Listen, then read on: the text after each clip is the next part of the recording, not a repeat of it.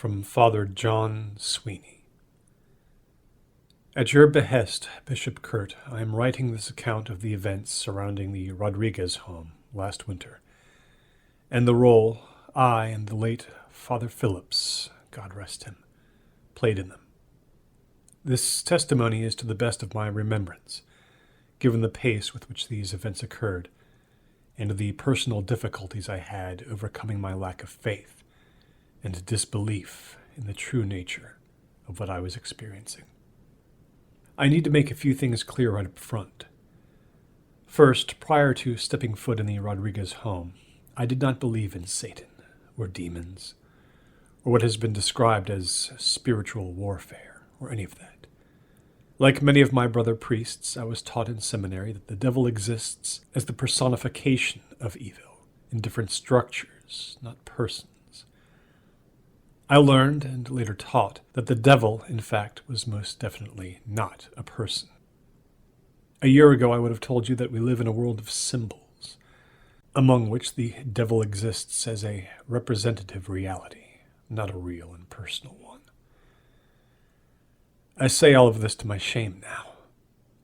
After what I experienced last winter, I understand what fools they made us in the seminary. They led us to think that we existed on some kind of superior plane from which we could look down on those simpletons who still believed in holy water and the reliability of the Gospels. No, we were a new breed that had overcome the medieval foolishness of our predecessors. We were comfortable with science, secularism, and the soul-leveling discoveries of modern psychology. None of that old nonsense for us. I mention all this because it has come to my attention that there are some, even among my confreres, who think I have lost it. I am accused of hysteria, fanaticism, and superstition. I am held up as some kind of Judas who has betrayed the true faith, as a backward-looking reactionary who pines for yesteryear when a priest meant something. I even had one man come up to me after Mass to say that all I wanted was attention. If only he understood how much I desire anonymity. How at times I wish I had never gone to the Rodriguez home that first time, or met that priest who had turned my world upside down. In response to my critics, I offer this testimony. Let them interpret it as they will. I, however, know what it means, for I lived it. Though originally incredulous, I came to believe wholeheartedly, based on the evidence which I will here report, that the Rodriguez home was infested by an evil, spiritual presence, and that the things that happened there were of supernatural and demonic origin. Last year, around the start of February, I was at home in my rectory watching television when the phone rang. It was one of our parishioners, Maria Rodriguez. She was in quite a frenzied state and pleaded that I come immediately and bless her house because the devil was after her. Some background on Maria.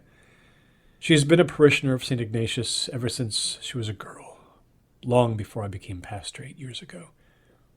Maria is a kind woman, but I had always found her to be overly pious. She's the type who prays the rosary and tells others to pray it, always obsessing over some new report of Mary appearing somewhere. She comes to Daly Mass, taking her place in the front pew from where she leads the other women present in the rosary.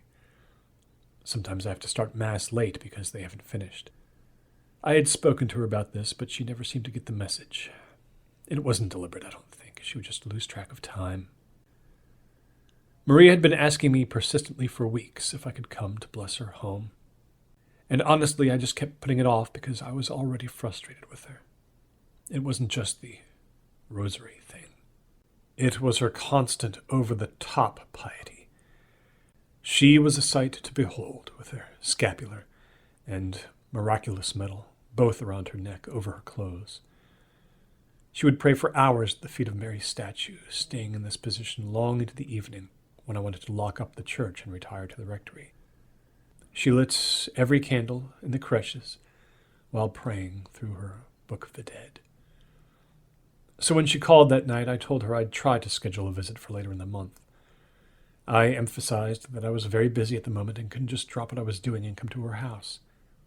I did my best to reassure her that the devil was not after her, that we shouldn't go looking for Satan under every rock. I told her to trust in God and say a prayer, and I hung up the phone. The next morning after Mass, despite my best efforts at avoiding her, Maria approached me in the sacristy. I could still see her in my mind, waddling over, her scapular and miraculous medal swinging at her neck, her gray hairs coming undone from the loose buns she wore. She begged me to come to her home that day. I told her I couldn't, but that I might have time the following week. Again, my intention was to put her off indefinitely, so I suggested we wait until all the snow melted. But she wouldn't take no for an answer. She kept interrupting my refusals, pleading with me to come, telling me I didn't understand, and that very bizarre things, that's the word she used, bizarre, were happening in her home. I asked her what kind of things. She said that the temperature in her house would sometimes suddenly drop 10 degrees or more. She told me that she woke up one night and found the kitchen faucet running full blast. Sometimes she could smell something rotten. I asked her if that was it. She said no, that she could sense a bad presence in the old house, and there were noises she couldn't explain. "It is the devil," she concluded with a certainty I found almost comical. I looked at her as she stood there with her hands folded together, her gray head tilted slightly to the right, and her eyes, so youthful in such an aged person, fastened intently on mine. As respectfully as I could, I explained that there were perfectly natural explanations for the events she had described. A draft, a leaky faucet, a bag of garbage that hadn't made it to the outside trash, etc. I asked her what her husband thought was going on, and she said that he didn't come to church anymore and didn't believe the devil was in their house. That was all I had to hear. "See," I said, "if your husband, who lives in the same house, doesn't believe you, don't you think it's at least plausible that these things have some other explanation?" I slowly began closing the sacristy door, indicating that the conversation was over. I shook my head at what I thought were merely the delusions of an old lady. I mean, after all, who sees the devil in a leaky faucet? It was winter. Pipes contract and expand with cold and heat. And it's normal during cold weather for an old house to experience a sudden temperature drop. Nothing she had told me elicited any other reaction than incredulity and, frankly, irritation. But over the course of the following week, Maria did not let up on her requests for me to come over. To be truthful, she just wore me down. So maybe something was going on at her house. Not something supernatural, but something Maria believed was supernatural. Even if the sounds she was hearing in her attic were squirrels or bats, Maria truly believed they were of a supernatural origin. On realizing this, I decided to re-examine my motives for not believing her. And I found that I had allowed my personal frustrations with her and my fear of being associated with her superstitions to turn me off from engaging her in the way she needed to be engaged. If that were true, then I was neglecting my pastoral care of her. It was hard for me to admit all of this to myself. Not that I was wrong, because I'm familiar with being wrong and owning up to it, but because I knew the consequences of my being wrong. In this case, it would mean I'd have to be present for Maria in the way she wanted me to be present, with an open mind to the reality that she was experiencing. I had no idea at the time what that would mean for me except a visit to her home for what would be, hopefully, a short tour and a shorter blessing. I said a simple prayer to God that if he really wanted me to go over there, then he would find a way to give me the time such a situation merited. Later that very evening, I was making my rounds at the hospital where I served as a substitute chaplain, and found that the man with whom I was supposed to sit that evening had died earlier that day. Returned to the Lord, the attendant said, crossing himself. The man's body had already been removed to the funeral home, and there was no family remaining on site to console. I was so relieved, honestly, about having a free evening that I didn't even think about Maria until I drove past her house on the way back to the rectory. Oh boy, I sighed as I braked suddenly and then backed up on the one-way street. No cars were behind me, which was good because it took a little work finding a spot to park amidst the snowdrifts.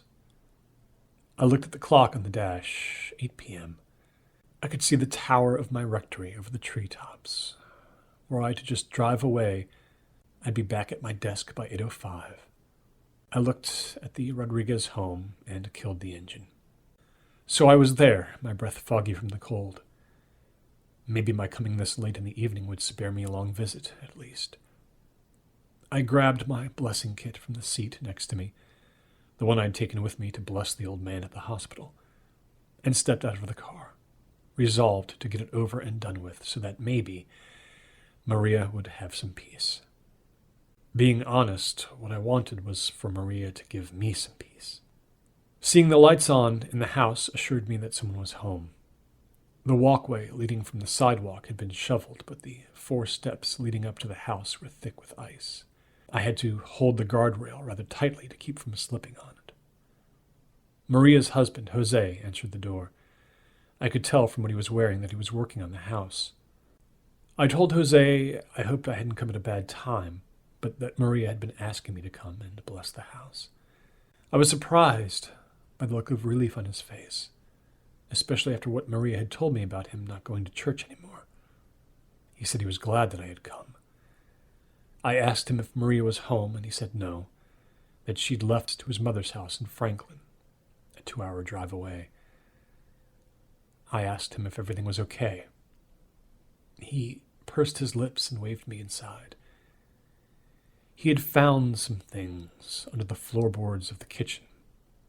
What kind of things? I asked, stomping the snow off my feet before stepping across the threshold. I'll show you, he said. We walked down the hallway toward the back of the house where the kitchen was. I set my blessing kit on a table on my way through, keeping a vial of holy water on hand for the blessing. The kitchen was brightly lit and filled with power tools, extension cords, and the like. I noted that part of the floor had been removed. It was possible to see down into the dirt crawl space underneath. We walked carefully across some floor joists until Jose stopped me. He pointed down into the space where I saw 5 small dresses, old-fashioned children's dresses with frills, lace, that kind of thing. They were laid out flat in a circle. Even from a few feet away, I could see that they were stiff from what looked like dried blood. I dropped the vial of holy water into the top pocket of my jacket and jumped down into the crawl space. I picked up one of the dresses, turning it over slowly. The dried blood made it feel like cardboard. The dress would have fit a young girl of maybe 2 or 3 years of age. All 5 of the dresses were similar in size and in a style that hadn't been worn in many decades. Jose started pulling up some adjacent floorboards as he gave me some backstory on the house. Maria had lived here as a child. They'd moved away after getting married, not far, to another house in the parish. They had returned here after her mother had died the year before. Her father had passed away many years earlier. She'd inherited the property. Jose looked around and underneath the remaining floorboards of the kitchen. Satisfied that there was nothing else, he closed up the area, except for the gap over the dresses. We stood looking into the hole at them. Do you want me to call the police? I asked. If there had been a crime here, it had happened a long time ago. Not yet, he said. He wanted to discuss the situation with Maria first. Maybe she knew something about what had happened, or who had lived in the house before her family. Would you stay here tonight, Father? He asked me. while I drive to Franklin to be with Maria, I would feel more comfortable leaving the house with someone in it. I didn't understand why you felt the need to have someone in the house, and my rectory was just a few blocks away. Couldn't we just lock up and deal with it all in the morning? I said. No, Father, he replied. I must see Maria, and I don't want the property to be soulless. That was the word he used, soulless. I thought about it for a moment, my eyes falling upon the small, blood-stiffened dresses. Some crime, or something more than a crime, had happened in this place many years ago. A bloody ritual, perhaps. Maria might know what it was. She may have been a little girl living here at the time. Maybe she'd heard stories from her parents or neighbors about what had happened. Only Maria could tell us. Sure, I said, I'll stay. I gave Jose my cell phone number so that he could call me when he connected with Maria. She herself didn't have a cell phone. Are you taking the dresses? I asked. Oh, no, he said with a conviction that surprised me. They should stay here, where we found them. A few minutes later, Jose was gone. Evidently, he already had a bag packed. I watched his back as he headed out the door. A black leather satchel swung over his shoulder. I followed behind into the doorway as he headed down the porch stairs, one hand holding tightly to the railing to keep from slipping on the ice. I came back into the house and shut the door and locked it. At this point, I felt nothing other than the solitude of being alone in a strange place. Why had I agreed to this?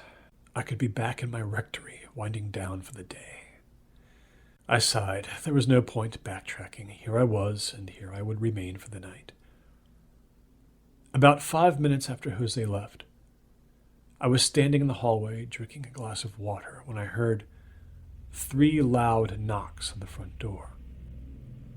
The sudden sound startled me, and I dropped the glass on the floor, spilling the water, but thankfully not breaking the glass. My first thought was that Jose must have forgotten something. I walked over to the door and opened it. In front of me was a fair-haired boy, about 8 years old. He was overweight and not dressed for the weather. Red shorts, a white plain shirt, black Converse sneakers. Assuming him to be a neighbor, I told him that the Rodriguezes weren't home. He looked up at me and said, very matter-of-factly, "You haven't come to let her out, have you?" "I'm sorry," I said. "I have no idea what you're talking about. Let who out?" He smiled as if he thought I was hiding something from him, but was happy to let it slide. "It's very important to us that you don't let her out," he said.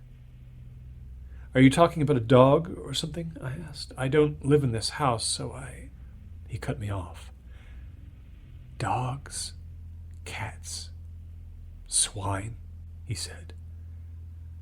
"No swine to be sent into this time. Just you." He then wished me a good night, turned and made his way down the stairs and across the yard. I stood there watching him leave, utterly perplexed by the strange conversation. I closed the door and locked it.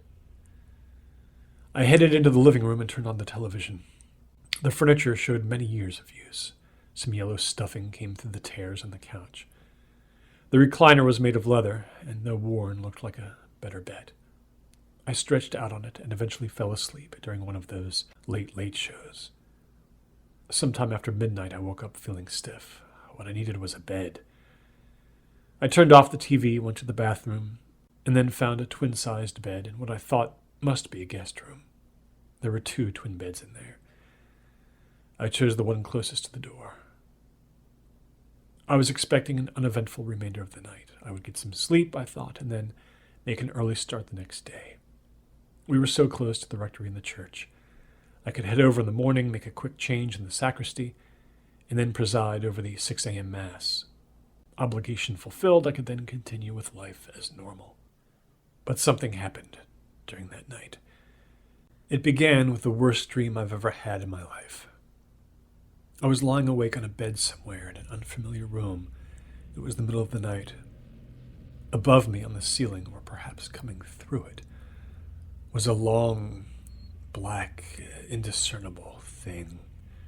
It looked at first like an animal of some kind. It was moving, twitching, and it was whispering something that I couldn't quite make out. From the corner of this room, then, I became aware of something else. A person, maybe. It was larger than the thing in the ceiling. It seemed to be sitting awkwardly on a chair, its knees raised to its chest. I felt it was looking at me with complete and utter disgust, the way a man might look at a nest of cockroaches he finds behind his fridge. The thing, whatever it was, began to stand up slowly. In my dream, I got out of bed and opened a door, which led into a sort of cave. I looked past the entrance into a silent black interior. I was desperately seeking something. I didn't know what. I plunged into the dark, desperate to find it. I became frantic as I searched for it. The dream was so real that I could feel the sweat trickling down my face and neck. And then all of a sudden there it was, a golden cup, a chalice, filled to the brim. It was sitting on a small rustic wooden box. Relief came like a wave over me. I knew somehow that this chalice was the answer to everything, that it was the thing to fix the world and put everything right side up again. I started toward the chalice to take it up, but then a very strange thing happened. A small black dog with a crooked tail and no whites in its eyes rocked. It didn't walk, it rocked from side to side, making its way in this strange manner to place itself between myself and the chalice. Standing there on all fours, it looked at me. I was taken by its fixed stare, mesmerized into stillness. But then the dog's eyes widened and its mouth fell open, as if the joint holding it together had suddenly turned liquid. And I heard it scream, a human scream, that tore into me like claws tearing the flesh from my body. That's when I woke up. I sat up in bed, breathing fast and feeling the heaviness of my sweat-soaked clothes. I glanced quickly at the bedside clock. It was just after 3 a.m. The house was quiet. It was only a dream. Okay, a nightmare, but not like any nightmare I'd ever known before. There was no way I was going to lay down and set myself up for another. I'd had enough. Time to go home. I grabbed my things and headed out the front door, pausing only long enough to lock it and pull it shut. I was about to descend the icy porch stairs when I heard the door lock turn and looked up just in time to see the door swing open. I had locked that door. I was certain of it. I stepped back onto the porch. I walked up to the door, and without looking into the house, felt for the latch on the doorknob inside. I turned it and slammed the door shut. Just to make sure, I turned the knob. The door was locked tight this time. No doubt about it. I turned and headed down the frozen front steps again. Just as I reached the bottom step, I heard 3 clear knocks on the front door that seemed to be coming from within the house. I turned somewhat stiffly on the slippery ground and looked up. In the oval window of the front door, I thought I could make out the torso of a fat boy. He seemed to be leaning on the window, his forehead and nose pressed against it. I didn't stop to think through what was going on. I made a hasty, if somewhat slippery, retreat down the icy path to my car. As I got in and turned the ignition, oh, what a happy sound! I deliberately kept my eyes averted from the house. I pulled swiftly away from the curb and headed to the rectory. I spent most of the next day trying to shake a feeling of doom that greeted me the moment I woke up. This feeling followed me throughout the day until I couldn't contain it anymore. I ended up unburdening to a friend who, to my surprise, listened with utter seriousness. Without my knowledge, that friend contacted the diocesan exorcist Father Joe Phillips. Honestly, I didn't even know we had an exorcist. I would have thought the job dissolved after the Second Vatican Council, with all the other superstitions of the Middle Ages. In any case, Father Phillips called me later that day and asked me if we could set up a time to talk. I said yes, and we agreed to meet the following morning. I had known Father Phillips before this incident. To be truthful, I thought he was kind of a quack. In my view, he had the cut of a 1950s movie priest. His clear blue eyes were set in a rather flat face with a high forehead. His hair was pure white, close-clipped on the sides and straight up an inch on top. The black cassock he always wore, what a throwback, was always impeccably clean and pressed, and you probably could have balanced a vase on his shoulders. He was old, but a remarkable energy surrounded him, as if he were always on the verge of a sprint. On top of all this was what I considered his antiquated religious practices. He was a traddie, as they say, who celebrated the Latin Mass at a parish where such people gathered each Sunday. The biretta, the rosary that was always in his hand, and the paternal air he exuded all rubbed me the wrong way. After what I had been through the night before, however, I was strangely glad to see him. We met up the following morning in the rectory kitchen. I set out some sugar and cream as the coffee bubbled in the percolator. In the light of day, the story I had for him felt absurd, and I was a bit ashamed to tell it. He waited as I poured him some coffee and slid a plate of cookies over. I was on the verge of backing out of the conversation when I looked up into his blue eyes. I started into my tale weakly at first, but then, with the abandon of someone dropping a heavy burden. "It certainly is an interesting experience you've had, Father Sweeney," he said. "Many of the things you have mentioned are familiar elements of demonic activity. Have you ever studied the Church's teachings on oppressions, hauntings, exorcisms, that sort of thing?" "Well, just the stuff they give you in seminary," I told him.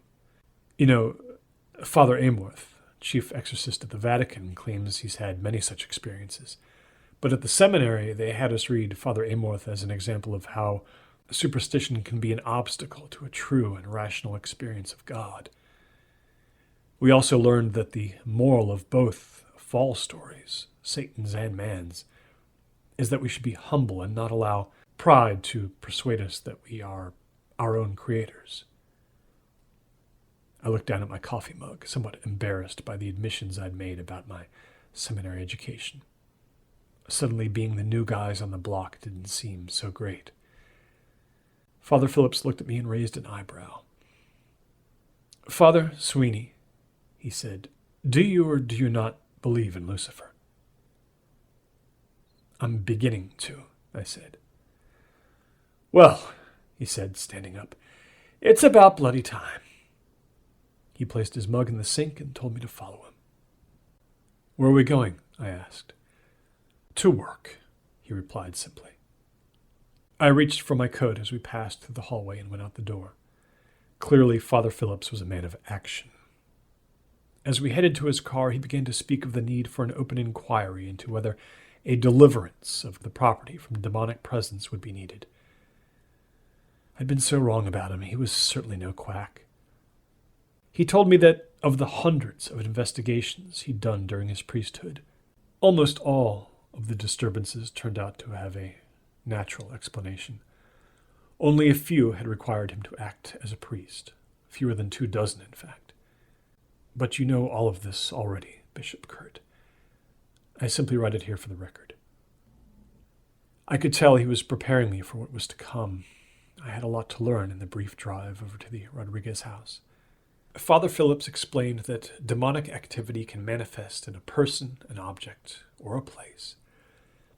Demonic infestation is the most common way the devil shows himself, by making loud noises, moving things around. There could be a stench of rotting garbage or a sudden drop in room temperature. Infestation happens usually because someone in the place had been involved in the occult or practiced satanic rituals. Evidently, the same kind of phenomena could also indicate the appeal of a soul in purgatory. Such a suffering soul will manifest in an attempt to win prayers so as to get out of purgatory. Despite myself, I grew more and more interested in what Father Phillips was telling me.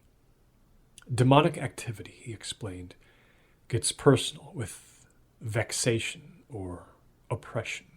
In this case, a person can be physically attacked and even suffer bodily pain, injury, or death.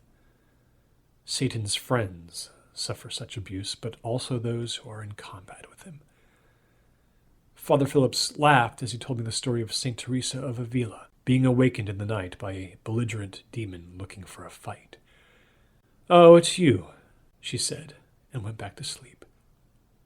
He liked that story a lot. He went on to describe how demonic obsession attacks the mind, manifesting as racing thoughts or persistent notions. And of course, there was full-blown possession of a soul by Satan. As I listened to Father Phillips, I could feel the battle within myself between belief and skepticism. How could any of this be true? When we got to the house, Jose was there. As he opened the screen door, he let us know that Maria was on her way back from Franklin. I introduced Father Phillips, and Jose greeted him warmly. He invited us both to have a seat in the living room. I looked around. Everything seemed normal in the light of day. I turned my attention back to the conversation. Father Phillips wasted no time asking Jose about the strange happenings in the house, and I briefly shared with Jose what I had experienced. Jose confirmed the stories his wife had told me, and added a few of his own. He looked over at me as he described finding the bloodied dresses under the kitchen floorboards. Father Phillips asked if we could see the dresses, but Jose had burned them in the backyard as soon as he'd returned that morning. I could tell he was glad to be rid of them. Maybe he thought this action would dispel the evil from his home. Father Phillips then asked if he could see the place where the dresses had been discovered. Jose nodded and led us into the kitchen, where he pointed to the very spot. The floorboards were still up and leaning on the kitchen wall. In an athletic move for a man of his age, Father Phillips walked along the wooden ribs of the floor and then lowered himself between them onto the ground underneath. He kneeled down and took up a handful of the dirt where the dresses had lain. Suddenly, I felt the air in the kitchen drop, at least 10 degrees. I looked at Jose to see if the same chill had come over him, but he seemed oblivious. "Father Phillips," I blurted, my heart pounding. He looked up at me from between the floorboards, the dirt he'd gathered falling between his fingers. He brushed his hand on a handkerchief and then worked his way out of the hole. "We have work to do," he said, looking grave. I'm ashamed to admit that I almost laughed at him. His words seemed melodramatic, like a line from a cheesy movie. Even though I was experiencing these phenomena firsthand, there was still something in me that wanted to reject the whole thing as some kind of mass delusion or strange game played by ignorant people. But I didn't laugh. His eyes and posture were all business. Father Phillips moved to the kitchen table that had been pushed over to a wall. As he laid out his kit, I felt more resistance rise in me. Sure, I knew about this kind of priestly work, cleansing places of evil spirits, but I didn't really believe in it because I didn't believe in evil spirits. So when Father Phillips reached into his black bag and pulled out first a crucifix, then a wooden case containing a variety of rosaries, a half-dozen relics, blessed salts, holy water, a ritual prayer book, and finally a golden pyx containing a consecrated host, I felt like I was in a scene from a movie. For his part, Father Phillips was either blind to or unconcerned with my issues. He carefully arranged the items side by side on the kitchen table. Seeing the seriousness with which he did this drove home to me that this was not a movie and certainly not a game. For the first time in my priestly life, I was about to experience a genuine encounter between the power of Satan and the power of Christ's church. Before beginning the deliverance prayers, Father Phillips told Jose to bring him some of the ashes from the dresses he'd burned. Jose disappeared for a few moments out the back door, and then came back with a small Dixie cup filled with some dusty remains. Father Phillips took the cup, thanked him, and told him to keep watch for Maria from the living room window. If she were on her way home, she shouldn't walk into the middle of what he was about to do. Jose nodded solemnly and headed to the front of the house to take his position. I didn't know how to do any of this, but I had a good teacher. I followed Father Phillips over to the sink, where we both washed our hands as he prayed the Hail Mary. He said it in Latin, and I mumbled along in English. He motioned for me where to stand, and I obeyed, and as we continued praying, he sprinkled the ashes from the cup onto the floorboards where the dresses had been found. He then began the rites of exorcism. After the first prayer, he sprinkled some salts on the ashes. He then changed location and offered the second prayer, again following with the salts on the ashes. He did this several times, eventually encircling the whole area where the dresses had lain. More salts, more holy water, and then a third prayer, followed by some kind of herb. Then we waited. I thought briefly that Jose must have left the front door open because I started seeing my breath. I turned to look down the hallway and noted that the front door was closed. Jose was still in the living room watching for Maria. It was getting colder inside than it was outside. Father Phillips wrapped one of the rosaries around his hand, dropped more salts, more holy water, and more herbs onto the kitchen floor, and offered a fourth prayer. Here is part of the prayer Father Phillips spoke. Holy Lord, Almighty Father, everlasting God and Father of our Lord Jesus Christ, who once and for all consigned that fallen and apostate tyrant to the flames of hell, who sent your only begotten Son into the world to crush that roaring lion, hasten to our call for help. After this prayer, and it was much longer, of course, than the excerpt I just shared, Father Phillips appeared to be very tired. He sat down on one of the chairs near the table and rested his book on his lap. He spoke a fifth prayer in that sitting position, holding the crucifix in his hand. More salts, more holy water, and another prayer that began with the following line. Depart then, transgressor. Depart, seducer, full of lies and cunning, foe of virtue, persecutor of the innocent. Father Phillips then took up the little golden pyx, opened it, and took out the consecrated host. I knew enough to sink to my knees. As I did so, I noticed that his face had lost its vitality. He suddenly looked much older, weaker, and I realized that what to me were mere words were to him a complete self-donation. He looked spent, but he wasn't finished yet. He stood up slowly. Then, holding up the host as he would at the celebration of the Eucharist, he prayed again for about 5 more minutes. And that was it. He sat back down and returned the host to the pyx, his head bowed and his eyes closed as he cradled it in his hands. I pulled a chair up next to him. Now what? I asked. Now, he said, we wait. Some commotion startled me, but it turned out to be Maria arriving at home. Jose stopped her in the living room. Father Phillips called Jose into the kitchen and suggested he and Maria find a hotel for the night. We priests had to remain to see if the rites had worked. If not, we had more work ahead of us. It would be better if he and Maria were elsewhere. Jose seemed more than happy to exit the house. We heard the crunch of his and Maria's footsteps on the porch stairs as they headed to their car. All I wanted was to be right behind them. I tried to back out of Father Phillips' plan. "After last night, I really need some rest," I said. "You're fine," he replied emphatically, directing his blue eyes at mine. "And I have protection." He held up the golden pyx and smiled. "How is that going to help?" I asked rather abruptly, regretting my words even as they came out of my mouth. His demeanor saddened as he bowed his head again over the pyx. We sat for a while in the kitchen. It was the dinner hour by now, but neither of us were hungry.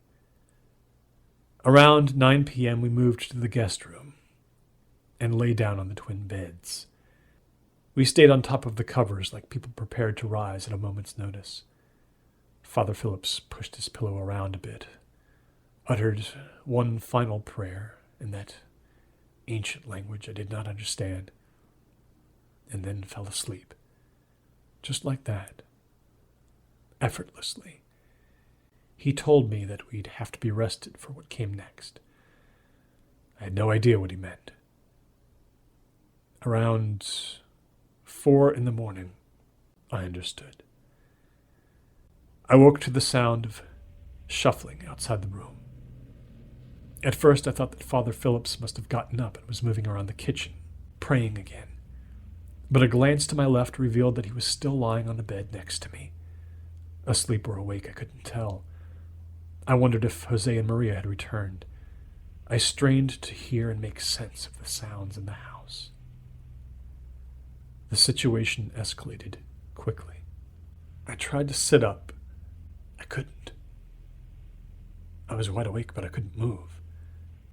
My body was locked in place as though a heavy weight were pressing it down. I have learned since that doctors call this sleep paralysis. But would they admit what I was starting to acknowledge? I was the prisoner of some infernal agent. I could at least turn my head toward Father Phillips. I saw his bed start to shift back and forth, its posts scraping against the wooden floor. Then it climbed several inches toward the ceiling. This activity woke Father Phillips, who appeared to be completely unfazed. Waving his hand in a quick motion, he commanded, "Down!" The bed hit the floor hard, and in the same instant I realized I was free to sit up. My attention was drawn toward the door as the brass knob started jiggling violently. The door had been open when we turned in. Surely Father Phillips had closed the door during the night. In the brighter light of the hallway, something was moving on the other side. I could tell by the flickering shadows on the floor underneath the door. As I watched in horror, the door opened, and a thin woman walked in. She was about 7, maybe 8 feet in height, and had to duck significantly to enter the room. As she did so, a thick mass of long, tangled black hair covered her face. I couldn't make out much else because she was backlit by the brightness in the hallway. Her dress, however, looked like an adult version of the children's dresses Jose had burned. She shuffled across the room past the foot of my bed, apparently oblivious to my presence. Then she walked through the wall. This took place so quickly that I barely had time to register what was happening. For a moment, the room seemed to return to normal, but I was frozen in expectation. Whatever had walked through the wall could walk back the same way. Would this happen? Would she come back? I strained to hear any sound, pick up any indication that the woman was returning. I sat so still that I wondered if I was still living or had somehow passed over into the spiritual realm. I was jolted back into my body by a loud crack. In an instant, I was hauled onto my feet and backed up against the wall by some invisible force. I hit my head on something hanging there, a lamp maybe. I felt a searing pain and became aware of the warm spread of blood on the back of my neck. My thoughts went out to Father Phillips. I turned to look at him. "Father Phillips!" I cried. "Father Phillips!" He didn't move. In the gloom of the early morning light, he was just lying there. Had he gone back to sleep? Why wasn't he responding to me? Then I realized he wasn't merely laying flat. He was levitating, several inches above the bed. "Father Phillips?" I said. I tried to make out if his chest was rising and falling, if he were still alive. I heard a moan. Suddenly he sat up, but not in a natural way. It was as if something had pulled him powerfully up by the head. He turned pained eyes toward me and held out his hand. In it was a crucifix, which he then clutched hard to his chest. He said something I couldn't make out, and as he did, he fell backwards and became still. I believe that this was the moment he died. The autopsy would show later that he had suffered a coronary infarction. In an instant, I was out of the bedroom and in the hallway. I rushed out the front door, heedless of the cold. The first icy step slid out from under me, and I fell backward, hitting my head for the second time and widening the wound. Blood gushed over my shoulders. Was she out here? She'd walked through the bedroom wall. Was she in the yard right now? Half running, half sliding, I made it to my car and into the driver's seat. My frozen fingers had trouble getting the key into the ignition. The hum of the engine was like a calming tonic. I put the car into reverse and stepped on the gas. In the rear-view mirror, her hair-covered face stared at me from the back seat. She was whispering something I couldn't make out. Taking my eyes off the mirror, I turned to look behind me, but the back seat was empty. I whipped my head to the front, and there she was, inches from my face, like she'd crawled around onto my lap. My memory gets fuzzy here, but I heard these words come out of my mouth. Words I don't remember intending. "Eternal rest grant unto her, my Lord." I guess I blacked out because the next thing I knew, a patrolman was tapping on my window with something metal. I'd backed into the car behind me with my front end jutting out into the street. I'd been there long enough for the sun to rise to its noon position and my muscles to be stiff with the cold. Later that same day, the report of what had happened reached you, Your Excellency, and you came to see me. One priest in the hospital and one lying dead in a parishioner's home. You had a lot to investigate before giving a definitive explanation to the press. When you arrived, I was just waking up from the sedative that the hospital provided. I had a bandage on my head and, per doctor's orders, was in for a night's observation in case I had suffered a concussion. After listening to my story, which I admit was probably very incoherent at the time, you told me to try to get some rest. When we met in your office the following week, the entire incident had been put neatly away. I don't know what I expected, really. You assured me that the fall on the ice had caused hallucinations. No strange woman had been in the house or followed me to my car. What had happened to Father Phillips was most unfortunate, of course, but he was an old man, and the whole ordeal had simply been too much for him. At least, you offered by way of consolation, he died embracing the cross. Surely he was enjoying his eternal reward. As you walked me to the door of your office, you took my hand warmly and recommended I put the whole affair behind me. I was a good priest, you said, and a good pastor whose discretion promised a bright future in the church. When I left you, Your Excellency, I wasn't feeling like a good priest or a good pastor. I didn't even feel like a good man. Could I have done something to save Father Phillips? He was the good priest. He was the good pastor. I wouldn't lie to myself any more about what I had witnessed. Father Phillips had taken on the devil and paid for his victory over him with his life. Yes, victory. Maria and Jose reported to me that all strange phenomena ceased in their home. Whatever had happened in that house in the past was now put to rest. Whoever that strange, tall woman might have been, she did not make another appearance. Maria and Jose continue to live in the house to this day. For my part, I keep in mind what Father Phillips taught me about suffering souls pleading for our help. I pray for the strange, tall woman, just in case she needs my prayers. In this way, I believe, I can honor Father Phillips's memory. Yes, by doing this, and by never again denying the existence and intervention of the devil in this world. I'm a priest of God. I have work to do.